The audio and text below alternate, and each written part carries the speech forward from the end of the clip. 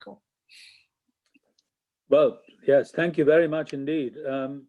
Yes, when I began these lectures, I hadn't imagined that we would be doing this in this kind of medium, through this kind of medium, but that's how it's turned out under God, and we have, I think, been able to do something.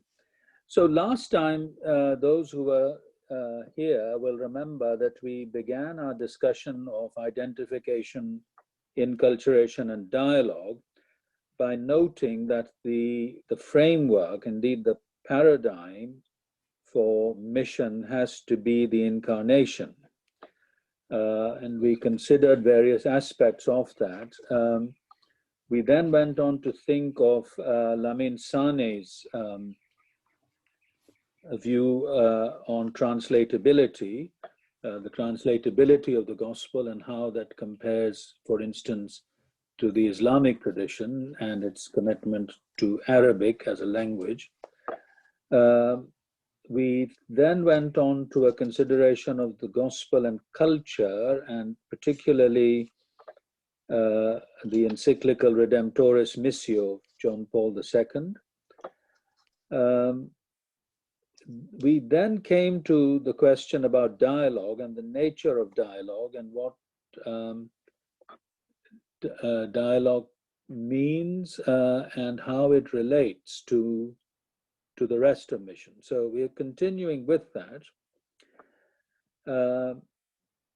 We will then go on to consider limits to inculturation, whether there are any such or criteria for it. So one question which often arises in the context of mission and dialogue is what term Christians should use for God. And this is ubiquitous. It happens in every culture. Wherever there is Christian mission, this question arises very, very quickly, of course. And the problem is already found in the Bible. So the Hebrew term El can be used for the gods of the nations, and even, it seems, for God-like humans. And yet it can also be used with the Hebrew article Ha for the only and true God, even alongside the divine tetragrammaton, the unpronounceable name for God in the Older Testament. So this is the case, for instance, in Psalm 18 and in Isaiah 42, where Ha-El and the tetragrammaton are juxtaposed. Melchizedek, whom you can see over there, is described as priest of El Elyon, or God Most High, in Genesis 14. He blesses the name of God Most High and blesses Abraham, as he was then before he became Abraham, in the name of God Most High. Abraham then offers him a tithe of all that he has. So this is the patriarch, the father of the Hebrew people, offering this tithe to Melchizedek, the priest of El Elyon, God Most High. In the Septuagint, the Greek translation of the Older Testament, which was, of course, the Bible of the early church, ho theos is used for Ha-El in the full knowledge, for Ha-El or Elohim, in the full knowledge that the term could be and was used for pagan gods, and indeed in variant forms for goddesses. This usage of the Septuagint of referring to the God of the Bible as Theos with or without the article continues in the New Testament.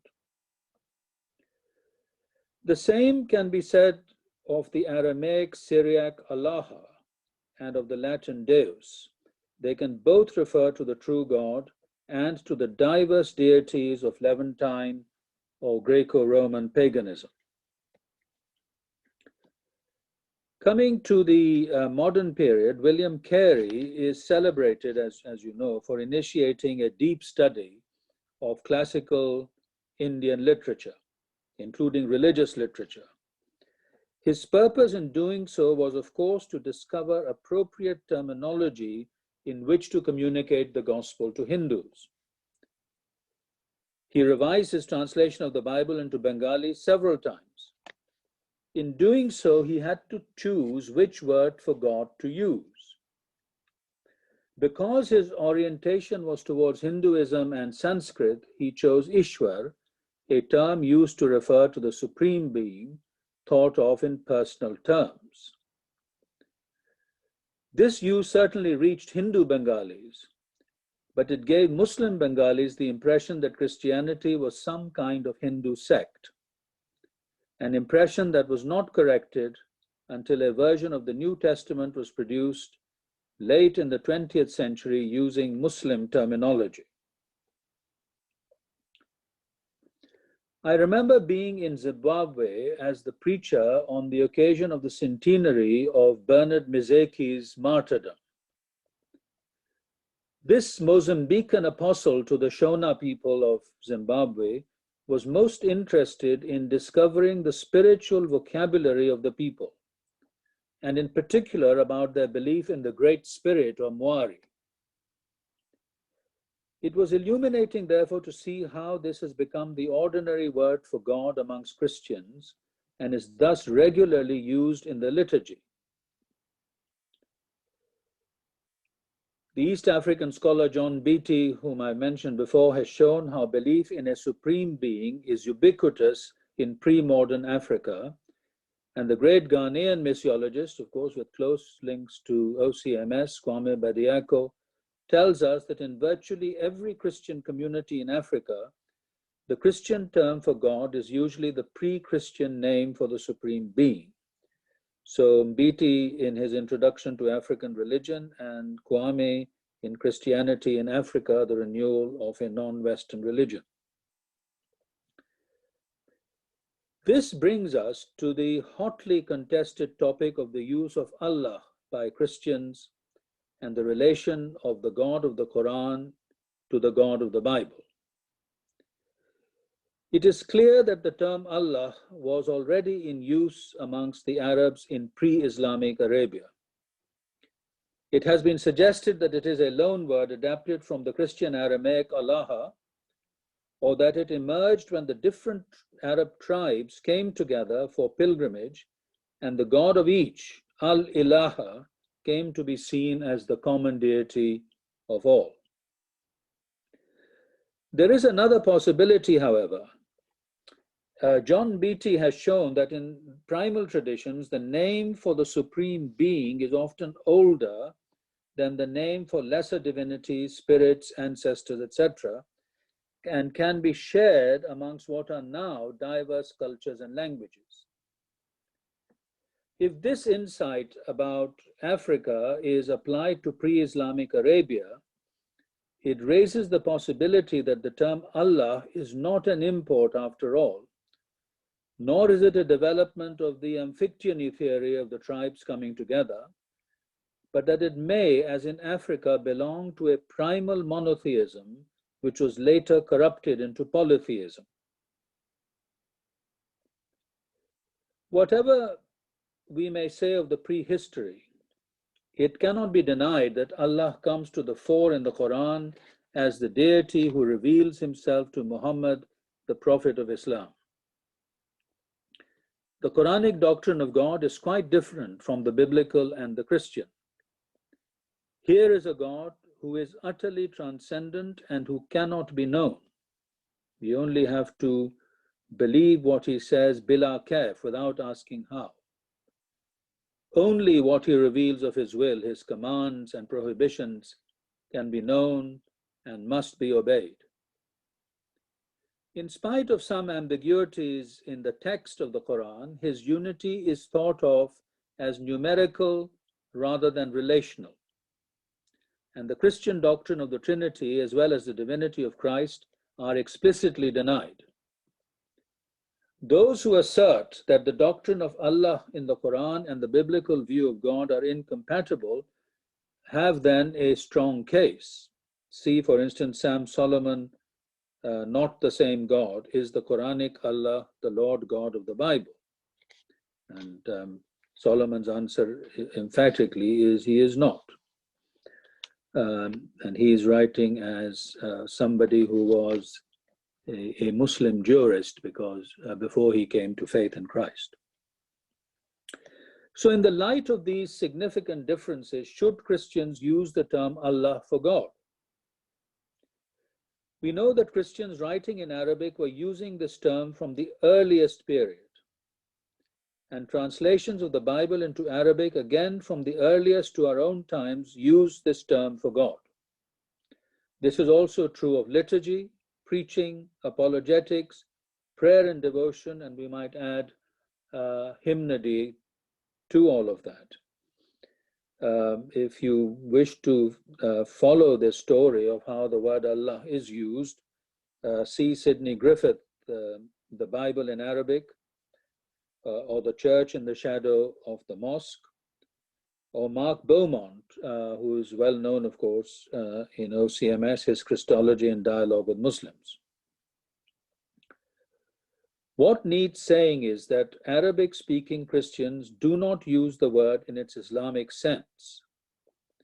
As with all other languages and their terms for the Supreme Being, they infuse the term Allah with a biblical and Christian sense, which is quite distinct from its Quranic meaning.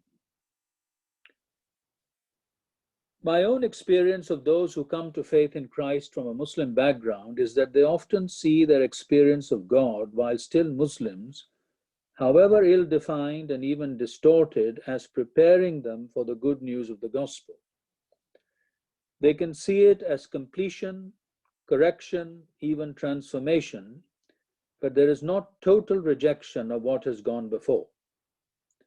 As the well-known late bishop in Iran, Bishop Hassan Dakhani Tafti, himself a convert, states, I quote, "Some people tend to think that Muslims have one God and Christians another.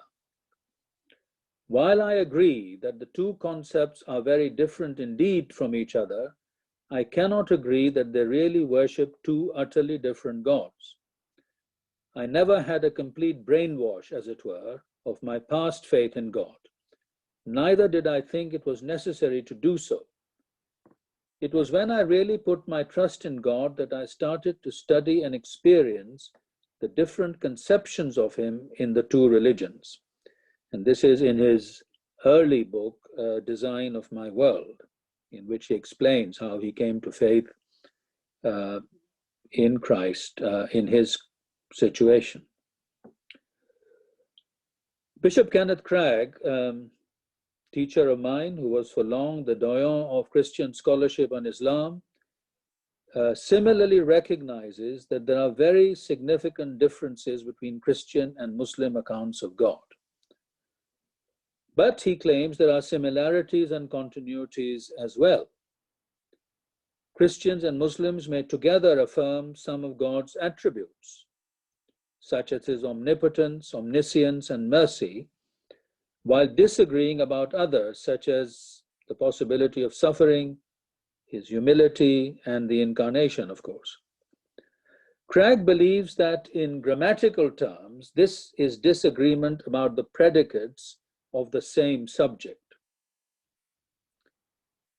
On the other hand, Arne Rudwin, the late Bishop of Karachi, held that the way in which Christians understand the nature and attributes of God is so radically different from Islam that we cannot easily think that we are speaking of the same being. This is Rudwin in The Gospel and Islam, What Sort of Dialogue is Possible, published by the Christian Study Center in Rawalpindi. Even with supposedly shared beliefs about the unity of God, prophecy, or revelation, the ways in which these are understood are so different in Islam and Christianity that, according to Rudwin, the similarity is more verbal than real. When Muslims talk about God, however, it is not always with Islamic doctrine in mind, but in terms of what Christians would call general revelation in creation and conscience. It is interesting to note that many languages spoken by Muslims retain words for God other than Allah. Khuda, for instance, comes to mind. In this sense, certainly, however incomplete or distorted such an understanding may be from a Christian point of view, it is possible to converse and even to witness on the basis that we are talking about the Supreme Being, the maker of heaven and earth and of ourselves, the one who has implanted a knowledge of his will in human hearts, however much fallen human beings have obscured and distorted this knowledge.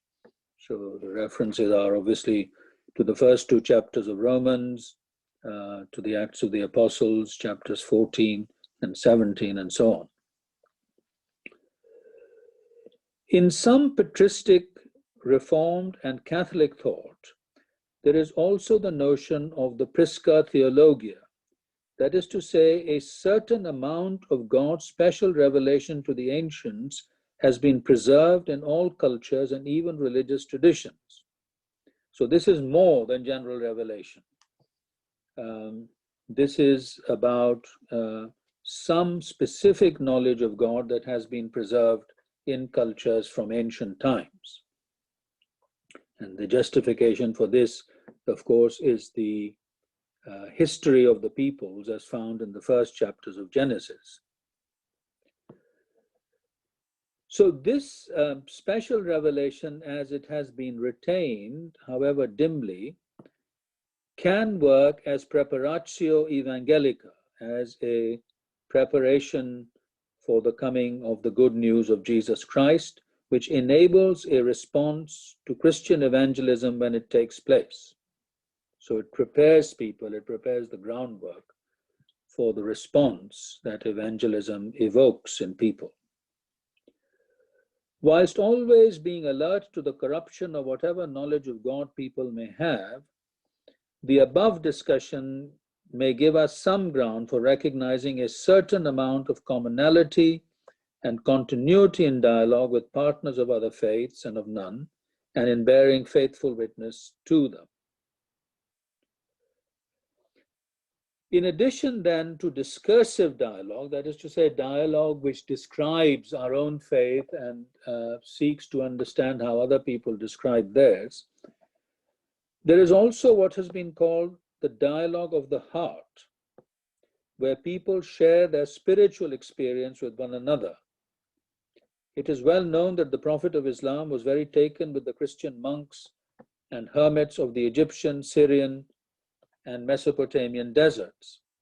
Later on this month, and then continuing in a series at All Souls College, Oxford, I am with some other scholars exploring this relationship between Sufism or Islamic mysticism and the Eastern Christian tradition.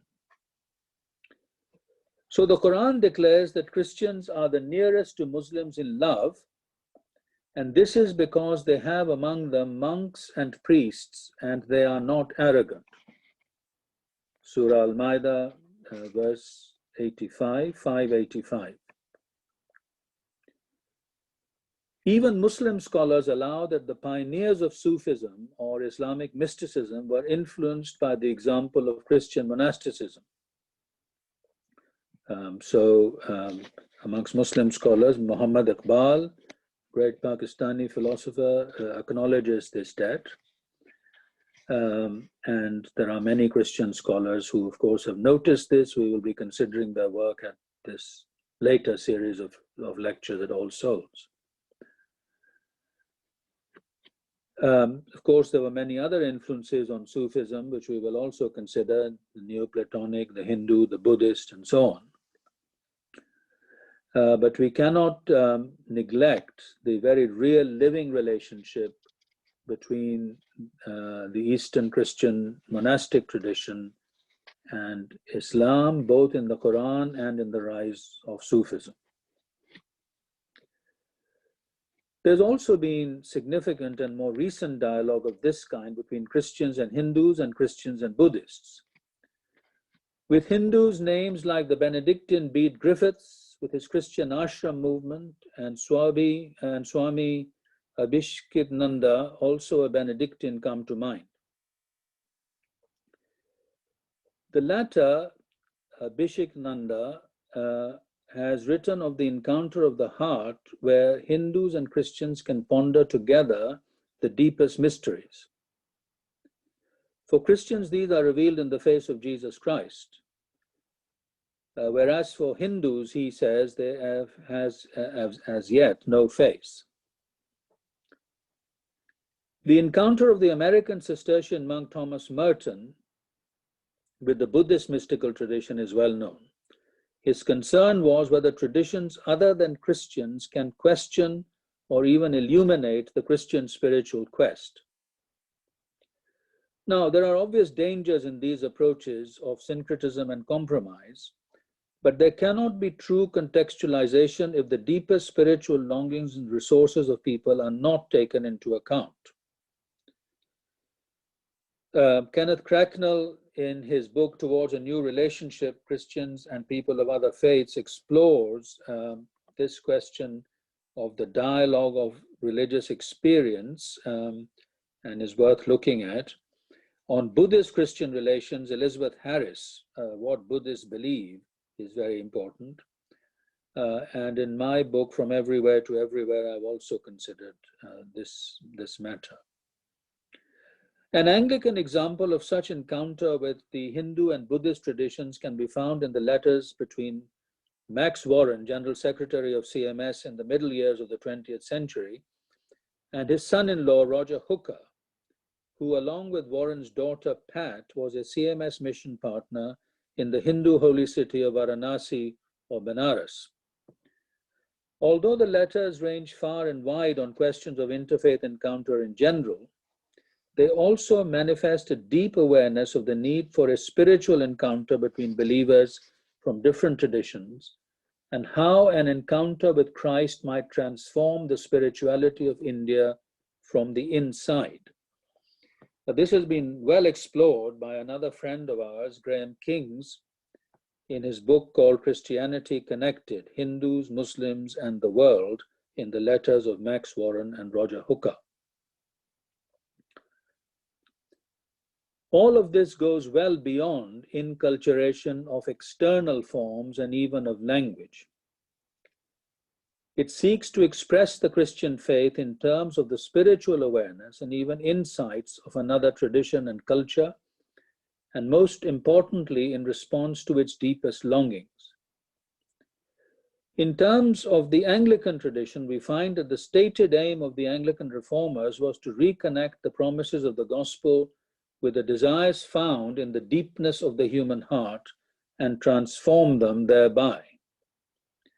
So Thomas Cranmer, writing to King Henry VIII, says, I quote, "But if the profession of our faith, of the remission of our own sins, enter within us into the deepness of our hearts, then it must needs kindle a warm fire of love in our hearts towards God and towards all others for the love of God, a fervent mind to seek and procure God's honor, will, and pleasure in all things, a good will and mind to help every man and to do good unto them, so far as our might, wisdom, learning, counsel, health, strength, and all other gifts which we have received of God will extend. And in summa, a firm intent and purpose to do all that is good and leave all that is evil." End of quote. Missiologists like John Taylor, Max Warren, and Roger Hooker are trying to express in their dealings this kind of deep encounter that they've had with God and to elicit from their partners the deepness of their spiritual awareness. So there is a kind of dialogue where we seek to understand each other's beliefs. Another kind which is of the heart. Another kind of dialogue which is the need to build peaceful communities with a commitment to harmonious coexistence and cooperation. I well remember a Muslim sheikh and his Christian friend telling us in Kenya how the two communities help each other in what used to be called Harambe or self-help projects. I understand that in Kenya this is coming back into fashion, but Ben may have more up-to-date information on this. So this kind of cooperation is documented in David Schenk and Badru Katarega's work, Islam and Christianity, a Muslim and a Christian in Dialogue. Such cooperation, which takes place in the context of dialogue and leads to dialogue about the well springs of belief in each community, as well as to an acknowledgement of distinctives, is very often the mark of good practice amongst Christians, certainly, and I hope other people of other faiths as well, in their encounter with one another and their desire to live peacefully with one another. In Pakistan, the Franciscans have established a center in an ordinary flat on a large housing estate in the city of Karachi.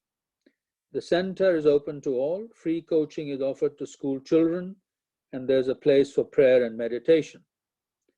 Questions about human rights, justice, and freedom have been raised, and these in turn led lead still to a dialogue about the spiritual basis for our commitment to these personal and social goods. The Anglican Diocese in Egypt runs some schools and healthcare programs along with Muslim partners.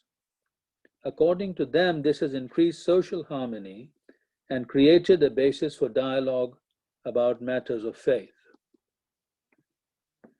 Many other examples can be given regarding cooperation and dialogue for the sake of cohesion and development.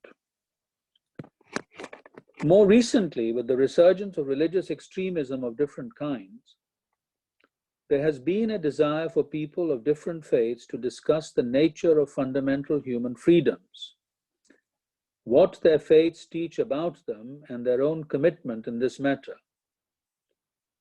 On some occasions, this discussion has taken place around the UN Declaration of Human Rights, and especially Article 18, which guarantees freedom of thought, conscience, and religion, the right to change one's religion and to manifest this religion in public or in private.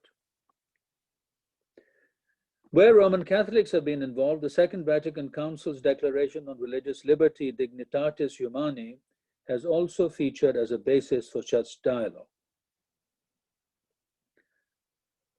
As Colin Chapman has noted, a number of attempts have been made at articulating declarations of human rights for the Islamic world, but they've been notable for the absence of any equivalent to Article 18 of the UN Declaration. I have myself been involved in leading dialogues regarding fundamental freedoms with varying results, I have to confess. In the dialogue, for instance, with Al-Azhar al-Sharif in Cairo, the premier place of Sunni learning in the world, the need for freedom of belief in the UN Article 18 sense came increasingly to be recognized in the context of our dialogue. So on one occasion, the then Sheikh of Al-Azhar, Sheikh Tantawi, and I did a joint lecture in Cairo, which I think is important that it was there, in which Sheikh Tantawi said that what people believe is no business of the state. And for the Sheikh of Al-Azhar to say that in Cairo was very important. Sheikh Ali Goma, the former Grand Mufti of Egypt, similarly issued a fatwa that apostasy does not attract any punishment in this life in Islam. So these have been welcome developments. And of course, what is said by these leaders has then to be embedded in law and in practice in countries like Egypt and elsewhere. With Shia scholars, I've also been involved in much dialogue with them. There has been much less success.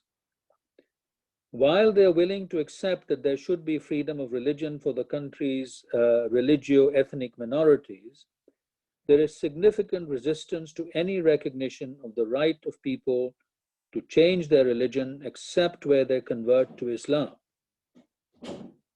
Government-sponsored dialogues like the US Secretary of State's ministerials are also engaging with the question of religious freedom. This kind of dialogue will become more and more important as minorities from many religious groups are threatened by religious or nationalist extremism. We see then that dialogue is necessary for effective missionary engagement with cultures and the worldview that underlies them. Not only does this help Christians to develop a proper awareness of the language, thought forms, attitudes of reverence, and many other features of the cultures in the midst of which they are placed, but it should be our hope that it also helps people in that culture to find its true center and to lead to that fulfillment which they desire. At a more personal level, dialogue can be about the sharing of our deepest experiences and spiritual aspirations. And it can also be about building community and about protecting fundamental freedoms, including freedom of belief.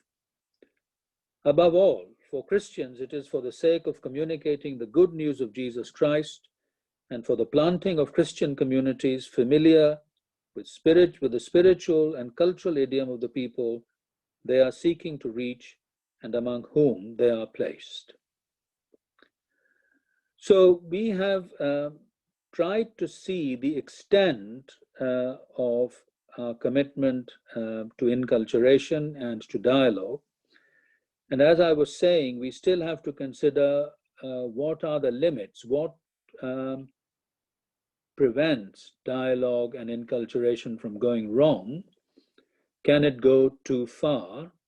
And what are the criteria for authentic inculturation and authentic dialogue? That I hope we can consider when next we meet.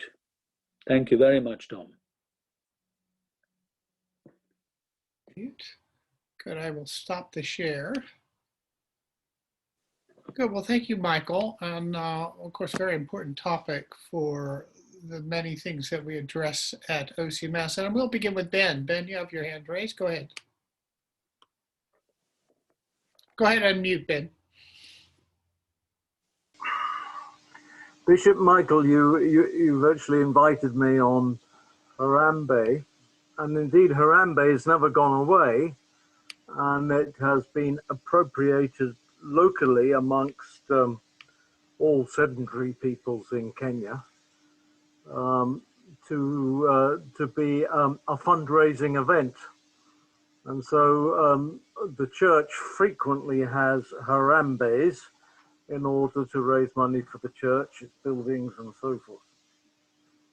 But ironically, Harambe has nothing to do with African culture or the African appropriation of the Christian faith, because it comes from your part of the world being Mbe. So Mbema is otherwise known as Durga or Ambika, the goddess of power.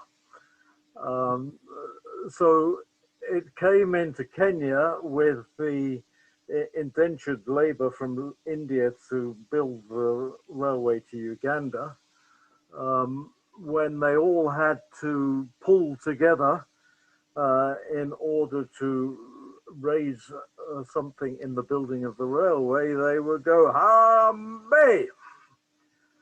And Jomo Kenyatta very much... It's not Ram, is it? Hi Ram, Bay. Hail.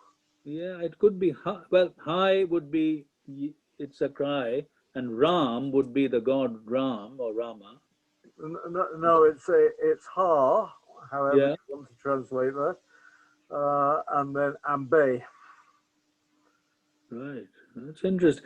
I was looking at the, it says that it's a Swahili term, and I thought it might have an Arabic background, but it doesn't do that. I did check that. So that's very interesting.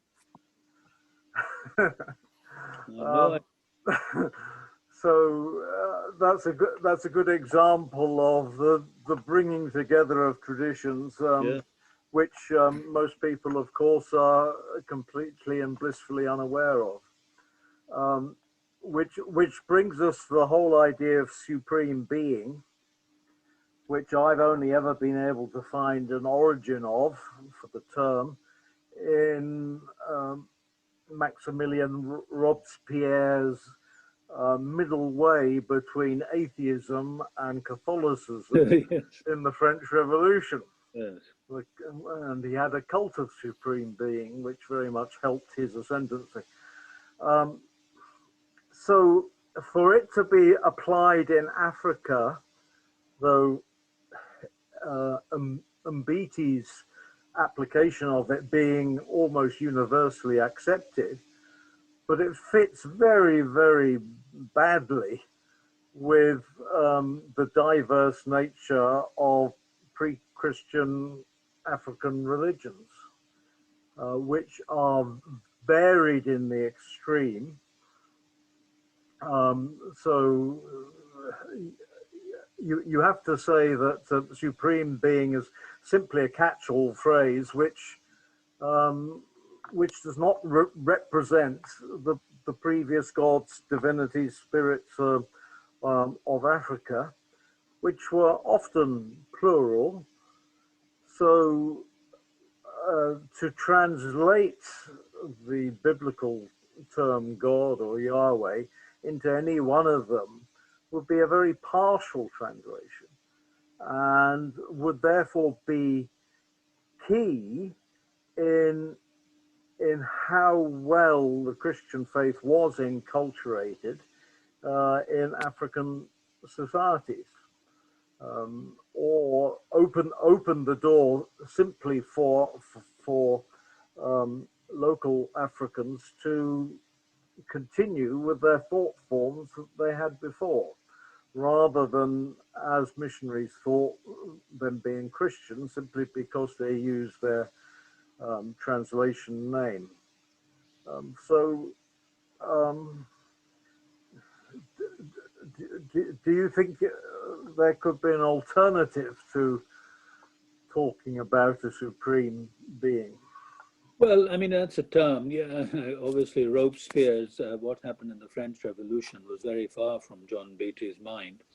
Kwame also uses a term, I think he calls it the high God. I think there is,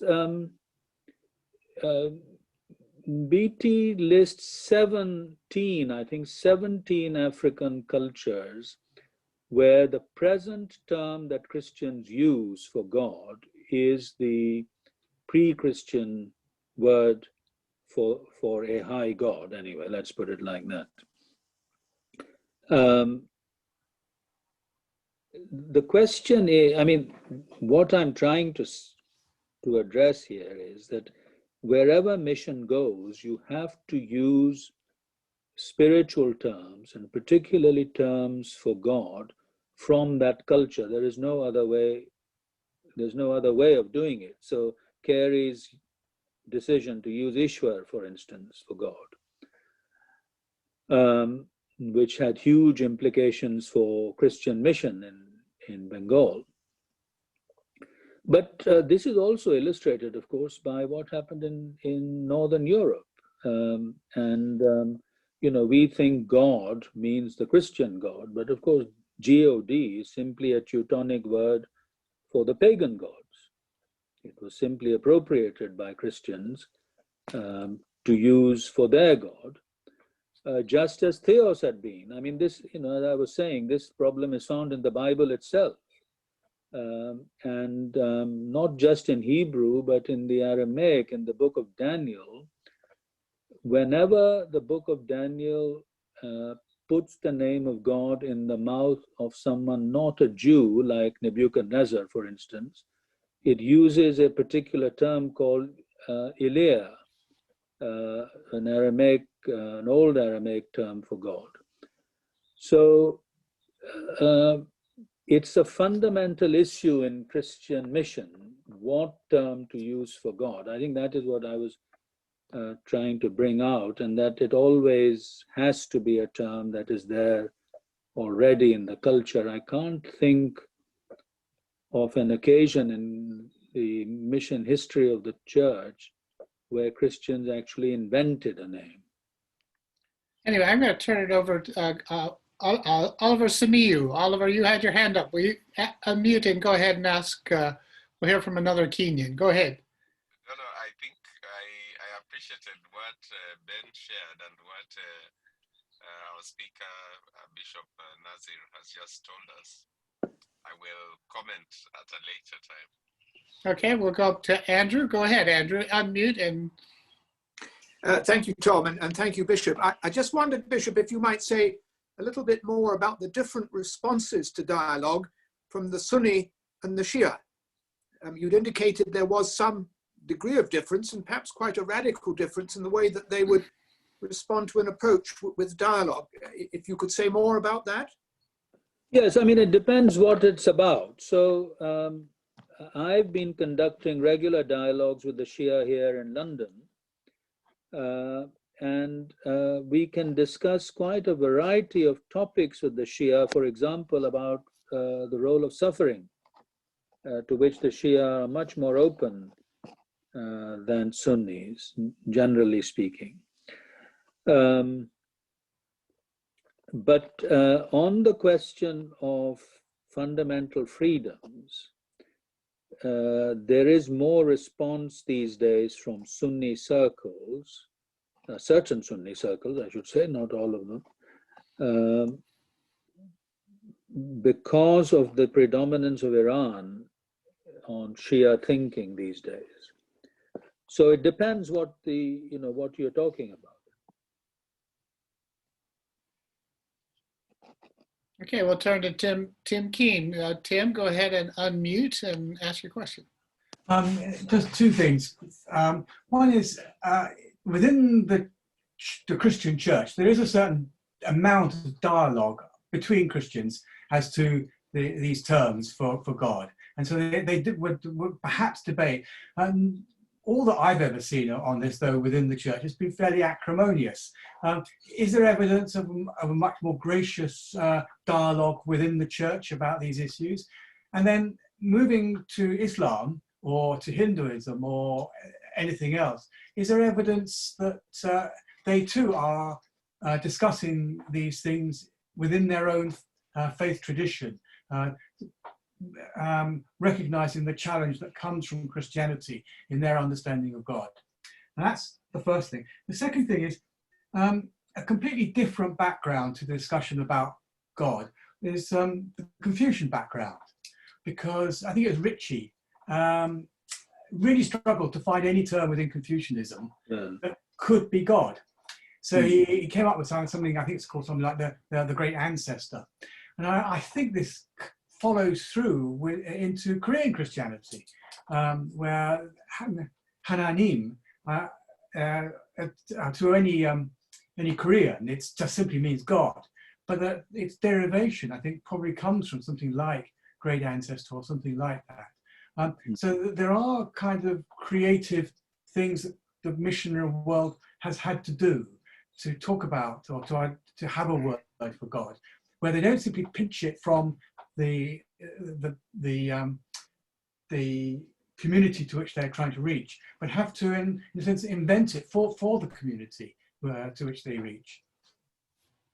Yeah, I'm not quite clear what the first part of the question was, Tim, about disputes within Christianity about the term. Okay. What were you meaning? Well, you get disputes as to whether Allah is an appropriate term, whether God and Allah are one and the same. Oh, I see. And you get some people who, I know, Miroslav Volf, who are quite comfortable with that. And then you get other people who would be rather antagonistic to that view. And I wondered, is there evidence that these different views are able to engage in a reasonably charitable dialogue? Well, I don't know, but this is what I was trying to bring out. I think there is a confusion here. People think that the term, whenever whenever someone uses the word Allah, they are meaning the Islamic doctrine of the Quran about God. But that is not always the case. Sometimes people are, well, even Muslims sometimes are using Allah for God to mean the one who is discerned in creation and in conscience. They're not explicitly referring to specific Islamic doctrines about who is Allah. And Christians certainly, I mean, Arabic-speaking Christians and other Christians use the term Allah for God quite often and habitually. And they certainly are not using it in the sense of Islamic doctrine. So whilst we can say that the Quranic doctrine about Allah is quite different from and contradictory to Christian belief, the use of the term Allah is not in itself such, because it can be either referring in terms of general revelation to the one that people are aware of, or it can be infused with specifically Christian meaning, which in the case of Christians is certainly the case. But this is also true of other terms. I mean, like the Persian term Khuda, which is also used in Urdu and other languages, which arises from a term meaning a self-subsistent being. Well, it has a background in Zoroastrianism. Amir Bazamju is here. He can probably shed more light on this. But the way in which Christians use the term is as the God and Father of our Lord Jesus Christ. So what option do we have? I mean, when we use the term God in English, we are not always conscious that it has this Teutonic pagan background, because we've infused it with Christian meaning. And so it is elsewhere. I think on whether other religions are aware and what happens there, certainly in Hinduism, there's been a long debate about the nature of God, and the debate between the Advaita, the non-dualist school, which sees which thinks of the absolute and of the human self's relationship to the absolute, and the criticism of Advaita by Bhakti and by those people who want to emphasize a personal relationship with a personal God in Hinduism. I mean, that debate is still continuing. I mean, Hinduism is such a collection of many different kinds of beliefs and so on, that those who are into philosophical absolutist Advaita have no idea of the extent of bhakti devotion very often.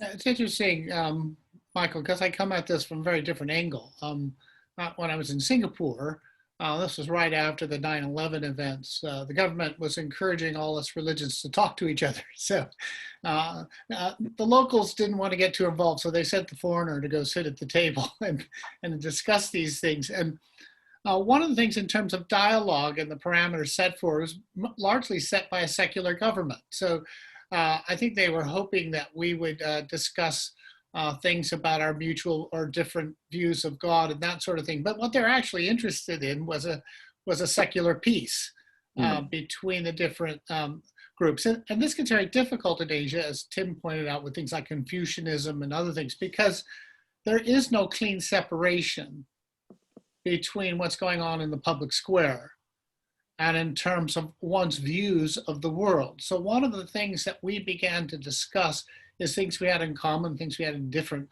but also in terms of our common concerns for the public square.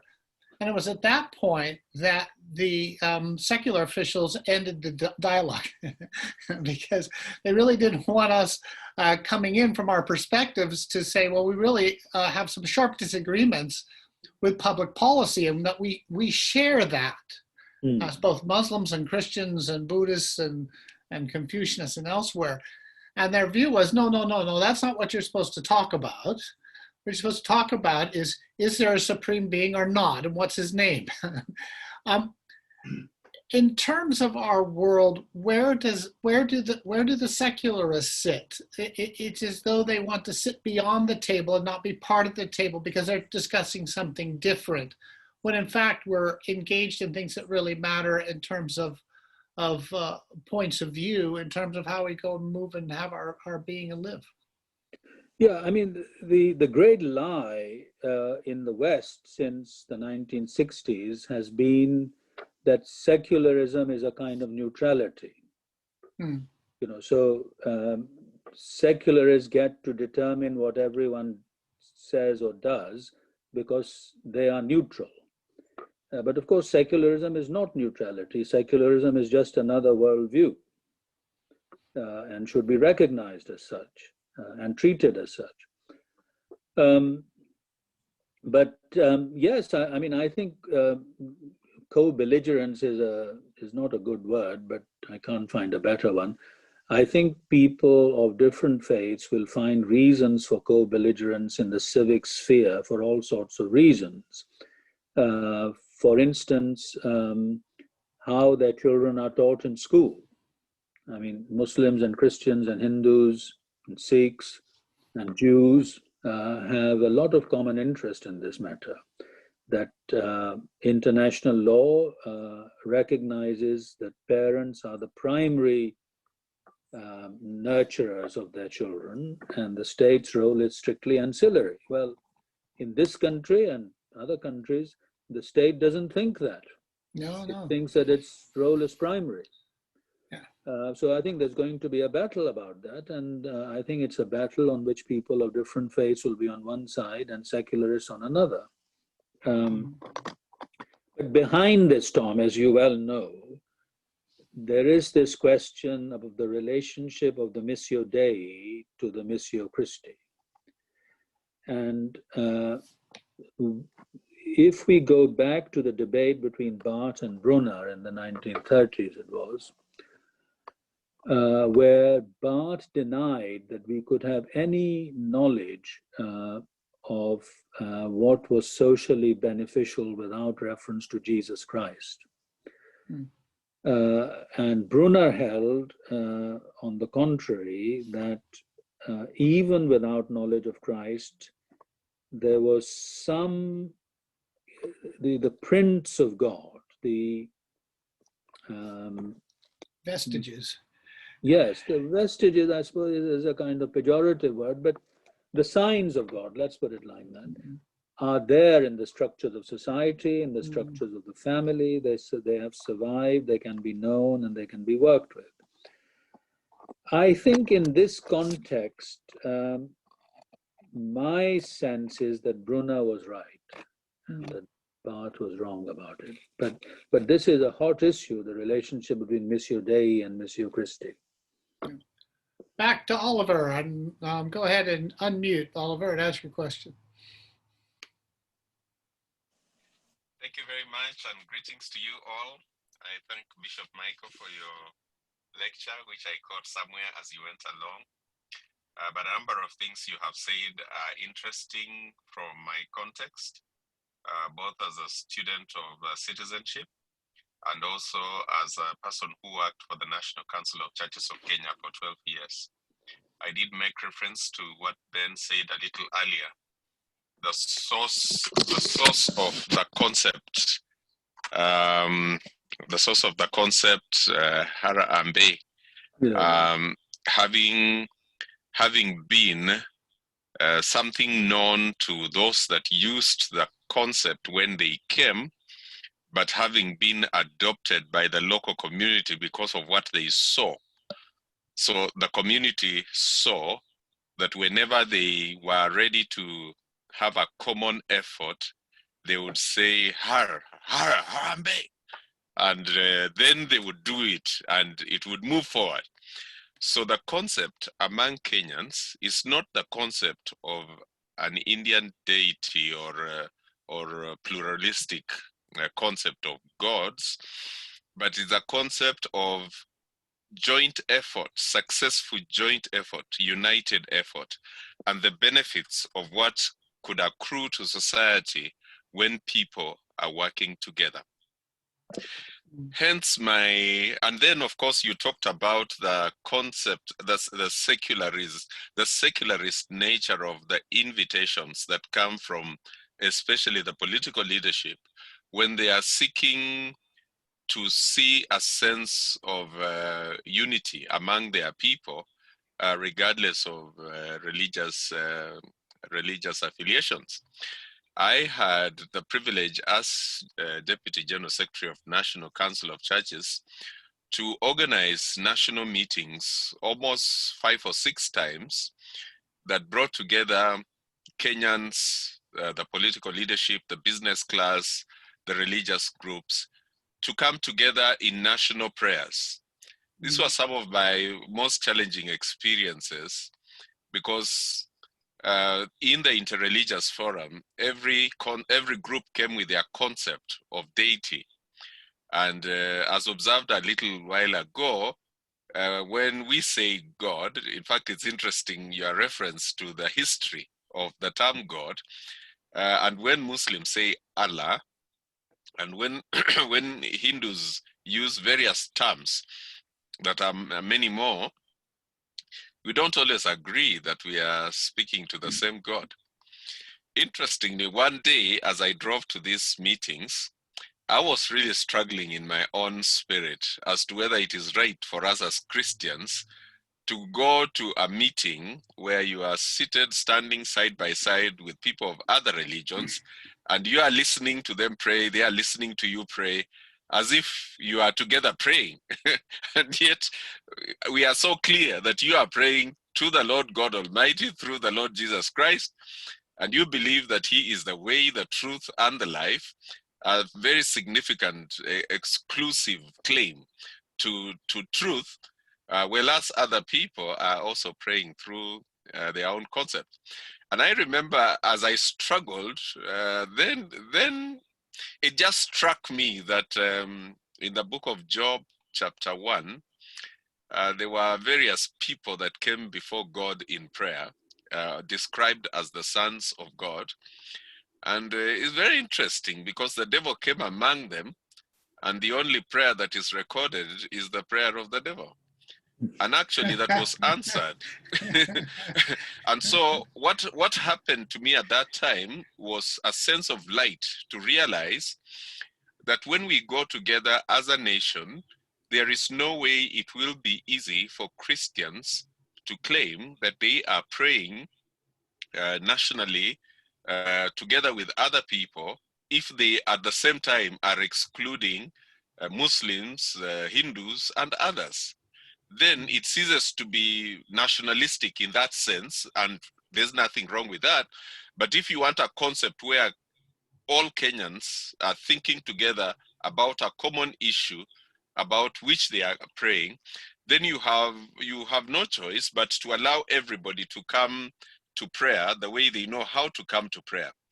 And it then is the work of the God to whom they pray to determine which prayer is the prayer he is listening to.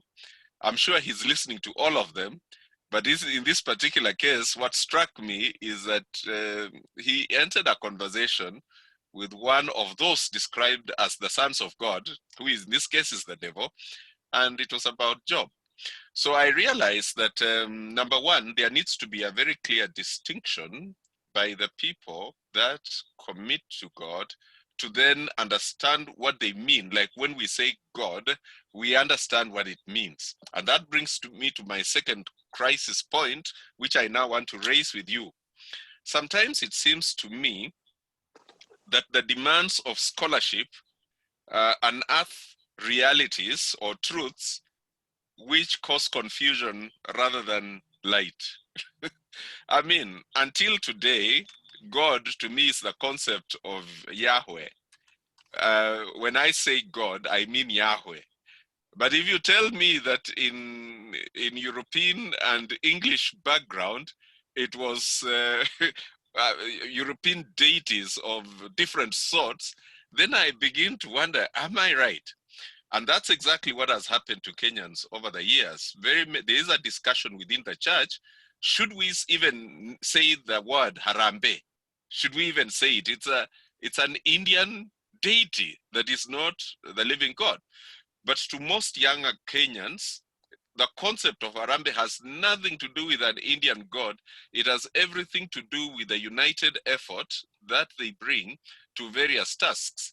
And so when the church wants to raise funds and somebody stands up within the church and says, let's have a Harambe, he is saying, let's have a united pool. So if you come to them and you say, no, Harambe is an Indian god, you cause them great confusion, almost sacrilege. you actually defile their minds because they had no concept of idolatry at all in their mind. And so I wanted to find out what you'd say about that. Yes, I mean, well, just to pursue, you see, the thing is, people imagine that whatever happens in Europe is kind of is normative. But that's why I mentioned the point about God, that God is not God is not a specifically Christian term. It's a pagan term which Christians have used. But just to take, an obvious example which we use every day, all the names of the days of the week in English are the names of gods, pagan gods, but we use them every day. Now, we don't, of course, use them in the pagan sense, hopefully, but that is what they are. And even a great festival like Easter, I mean, the word for Easter in most Middle Eastern and European languages is actually Passover, Pasch. But in English, it's not. It's the name for a pagan goddess. But most people, when they think of celebrating Easter, don't, they're not aware of that. Coming to the question of prayer, if people are praying to a specific view of God, for instance, if a Muslim is saying the Salat, the ritual prayer, to the Quranic view of God, that is one thing. But very often people, when they are praying or ask you to pray,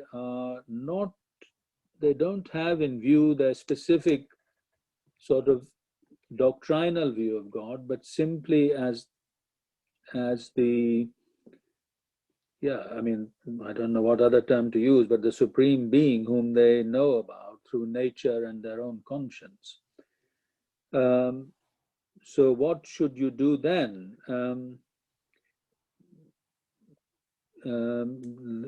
Can we pray with people if they ask us to pray with them who are not Christians? I mean, I certainly do. I tell them that I will pray in the name of Christ, but I will pray with them. For public matters, well, I'll tell you a story. Some time ago, there was a very bad bombing in Indonesia. A lot of people were killed. And so the Indonesian embassy wrote to me saying, we would like to have a service where people of different faiths sort of remember these people who've been killed. I mean, it was a very tragic situation. So I said to the ambassador, I will only take part if you have a Christian service remembering people. Then you can have a Muslim service, you can have a Hindu service, and so on, a Buddhist service. So that is actually what we did. We had successive acts of remembrance, Christian, Muslim, Buddhist, and of course people from one faith were free to observe what another was doing, but they were not taking part in something that was a kind of hot pot of, a mixture of all sorts of things. So I think that is what I would advocate. In Pakistan, for instance, very often on public occasions, some official will say, well, Bishop, we're going to read from the Quran, you read from the Bible. Well, that's okay, because very often the reading from the Quran is in Arabic, which very few people understand. And you can read the Bible in the vernacular, which everybody understands. So, you have to use your wisdom in these matters. Damon, go ahead and unmute. Unmute. Okay. Thank you for your lecture, Bishop Michael, and all the comments. I have three observations in response to all that I've heard today. And all three observations has to do with the word logos. The first one is about dialogue. So we can have Christian, Muslim, or Christian Hindu dialogue. So that word is actually based on the word logos. So we are interacting by words. And sometimes interacting by words has values. But I think interaction or cooperation or partnership in charitable action could be even more fruitful. So I think dialogue is necessary, but it's not the only thing. Interaction by words is useful, but interaction by partnership in securing the sanctity of human life and all the rest, that is important. So that's the first observation about the usefulness and limitation of dialogue. The second logos is the logos in John's Gospel and its relationship to theos in John's Gospel. John has the formidable task of conveying a new understanding of logos and a new understanding of God to the Jewish people and to the Greek-speaking people, because it's very different. But he chose the word, as we all know, chose the Greek word, which has to do with creation, but it's impersonal. But he's transformed it. So, and even the Jewish understanding of God, he has to transform, because it needs to be transformed by the coming of the Logos. So the word and language in themselves are just tokens and devices for communication. They are just containers. And so they can contain different meanings. The content can change. So we have to use the local words that we can find in China or in whatever places. And we have to use those words. There's no choice. But it's possible to imbue it with biblical meaning. And so the content, but this takes time. And it will take time, because whenever you use the original indigenous word for God, it's inevitable that the old meaning will come to mind in the first 10 or 20 or 50 years, but hopefully by 100 years, the meaning get clarified and become biblical. So that's the thing about Logos in John. But thirdly, is the Logos translation in the Chinese Bible. Yeah. Which is a Tao. Oh, yeah. Which is the I would say almost perfect translation. Yeah. Perfect translation. Logos in the Chinese old ancient literature, Tao Te Ching, also has a lot to do with creation, of holding the world together. And it's impersonal, just like as in Greek thought.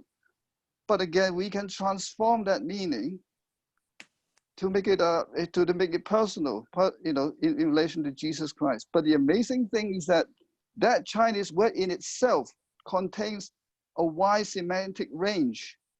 So the word Tao in Chinese means reason, it means ethics, morality, it means the way, it means the word.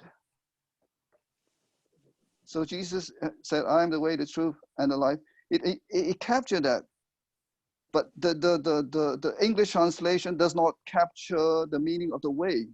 But the Chinese Tao capture the meanings of way, word and morality and reason. It's actually got a wider semantic range than the English word.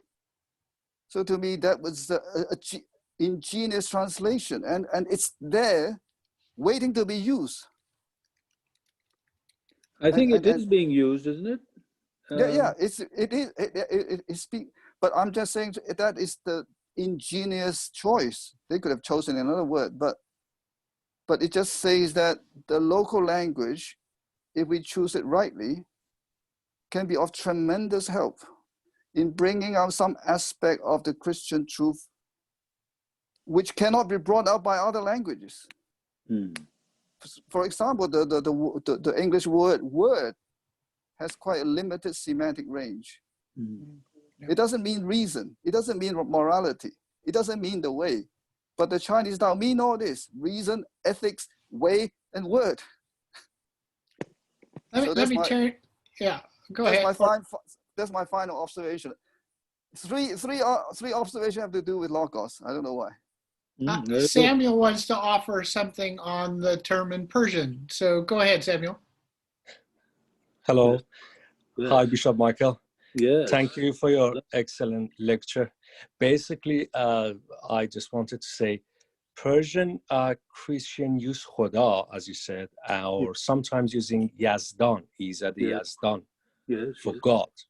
The terms has roots in Zoroastrian, Asian, Iranian.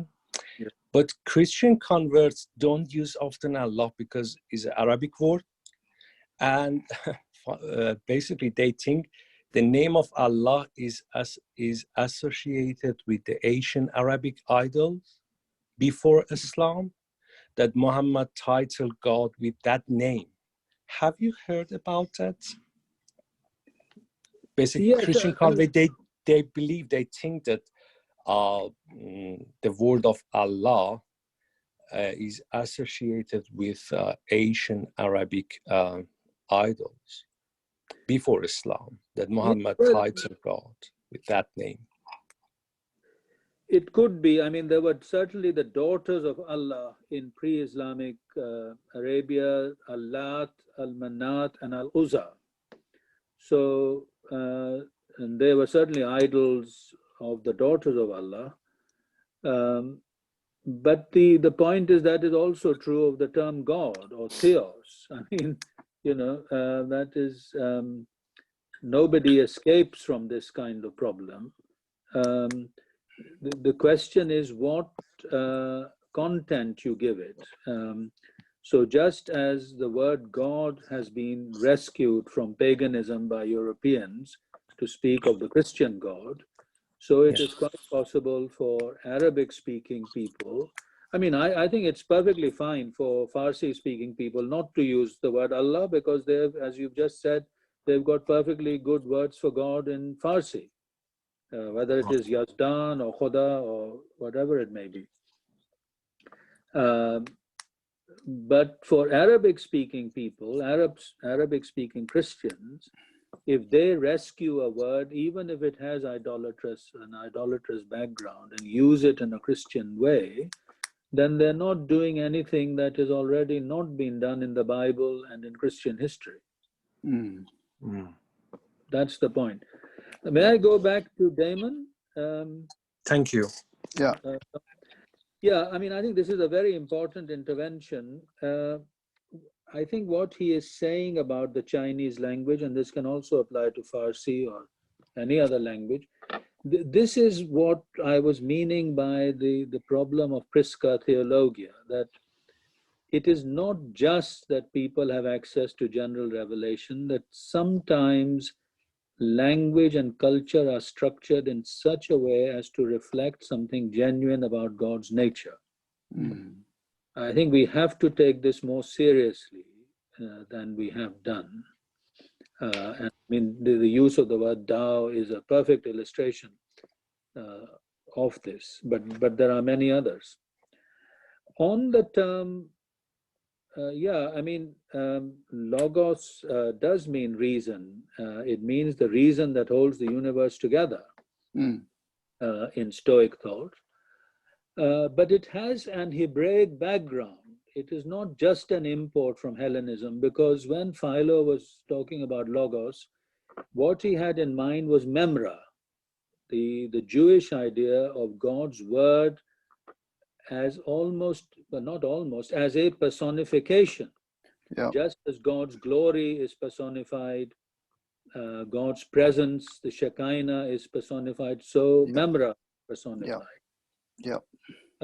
And in memra is, of course, etymologically related to Amar, the Arabic Amar, which means God's command. I mean, in the Quran, there's a verse in the Quran which says, وَيَسَلُونَكَ عَنَ الرُّوحِ قُلْ الرُّوحُ مِنْ أَمْرِ رَبِّي. So when they ask you about the Spirit, say that the Spirit is from the Logos. So that is what we say in the Nicene Creed, who proceeds from the Father and the Son.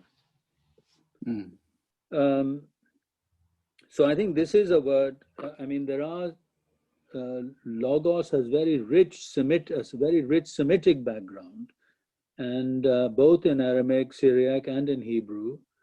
And we shouldn't be misled.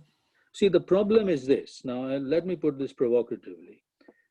Because most Western scholars know Latin and Greek, they tend to find the background to these terms in Latin and Greek. I mean, we should, why should we be surprised by that? But if they knew or worked more with the Semitic languages, they would find quite a rich source in the Semitic languages for many of these terms as well. Yeah. Now, thank you for reminding me of the contribution of Philo for understanding Logos. Thank you for reminding me. Yeah, that's very true. On the question of service, I mean, I agree with you. I think this, you can't just talk about words. You also have to talk about Christian presence. I think we've been discussing that in past lectures. A Christian witness. We will come to the prophetic service of the church in a future lecture. But just 2 stories. I was in post-revolutionary Tehran at the university, and there was a Frenchman there who was a little brother of Jesus. The community that was founded by Charles de Foucault called the Little Brothers and Little Sisters of Jesus. So I said, what are you doing here? All the foreign missionaries have been expelled. He said, the university will not let me go because they feel that I am a good influence on the students. This is in post-revolutionary Iran. Yeah. I was in Iraq a few years ago, 2 or 3 years ago, and a Yazidi man said to me that the church has helped us. And he said, because your religion has ways of helping people, our religion does not. Can I just make a final comment? There's a wide semantic range for the word Logos in 2,000 years ago. But the problem with the English word is that word in English has a very, very limited semantic range. I agree. And I don't want to oversell the Chinese word Dao, even though it has all those meanings and connotation. Nevertheless, it's still an impersonal entity. So that also needs to be transformed. That also needs to be transformed to be, to be personified. Yeah. So I don't want to sell the Chinese word too much. Yeah, well, it's a similar debate in Islam where you have the word kalam and you have the word kalima or kalimat. So the kalam is the reason, the eternal reason of God, which is with God all the time. Whereas the kalimat are the particular words of God that he reveals to his prophets and so on. And there is a very intense debate in Islam about the relationship. So is the Quran kalam of God or kalimat of God? So if it is the kalam, then of course it's eternal and it cannot, nothing can change that. But if it's the kalimat, then it becomes a relative thing. Yeah. Okay. Yeah. That's very interesting. Well, good. I really appreciate all the comments coming across the board. I think, one of the things we talk about is the semantic range of a word. But one of the things I like to look at often is what I call the semantic play of a word. Because one of the things that we've been doing here is when you work in different idioms, is that words open up vistas that you hadn't seen before. And in that play, you begin to see new insights into God, into mission, and into work. So again, I think there's absolutely a fabulous lecture. Thank you, Michael. We look forward to the next entry in December. And all of you look forward. You have an email coming today because I'm working with the tech crew on this. I would just say that this is a little bit of an experiment with the new mode. It's to bring in more people. But one of the things I know I'm going to miss is the very conversation we just had. I love this kind of conversation, to hear from Oliver in Kenya and hear Samuel from Iranian perspective and across the board. This is the kind of engagement that the Montague Barker lecture series is supposed to be all about. So we'll see how we work all this out, but thank you for attending, and we hope to see you next week. So bye-bye. You. Hi. Thank you.